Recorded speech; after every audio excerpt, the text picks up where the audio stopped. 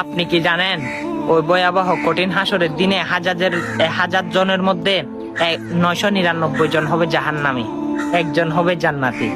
সেই কঠিন দিনে যদি আপনি একজন জান্নাতি হয়ে যান কেমন হয়?